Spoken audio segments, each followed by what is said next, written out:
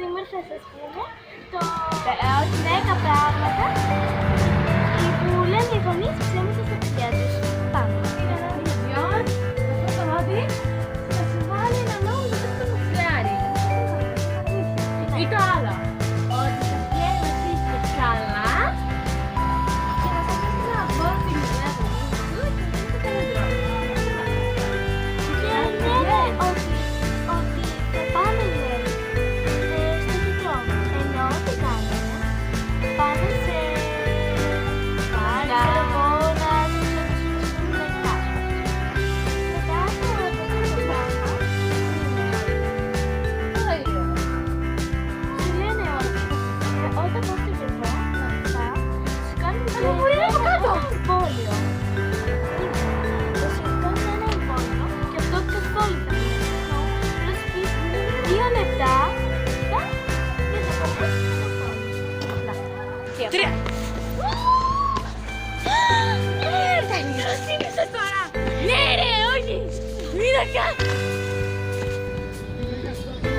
Ήταν πέντε πράγματα και καλά. Θα σε πάνε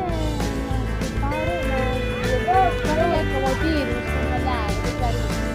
Αν είναι ψέμα ή το άλλο, ότι καλά τώρα θα πρέπει να πάω στο καλά πρέπει τώρα να πάμε για ψώμα, έχουμε ψέματα. Ενώ το άλλο θα σου πει ένα ψέμα, το θα σε καλύψει, θα σου πει «Α, ωραία» και μπορεί το παιδί να τα πιστέψει και μέχρι να είσαι άσχημα ότι «Α, θα πείτε το παιδί μου». Ενώ δεν θα πιστέψει κανείς.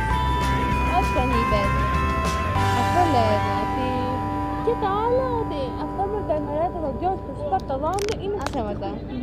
Πολλά ψέματα λένε οι γονείς. Περίεργα πλάσματα οι γονείς τότε.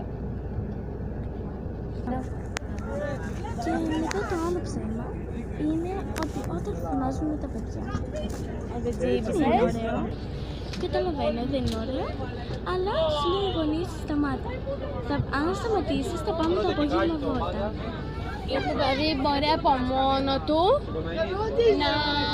να πληγωθεί. Ναι. Και μετά, και μετά όταν σταματάει, στη μαμά οδηγεί αυτά που και μετά όταν έχει το απόγευμα, δεν πάμε Κάπως δημιουργεί ένα τραύμα με παιδικά, Και έτσι. παιδική ψυχολογία του παιδιού. Πώς νιώθεις τώρα εσύ? Θα ντρέπεσαι λίγο να βγαίνει από πάνω και το παιδί, δεν είναι άσχημο και κακό. Ναι. Από ό,τι σχεδιάσετε στο κορίτσι τι θέλετε να μάθετε και εμείς είμαστε μαζί σας.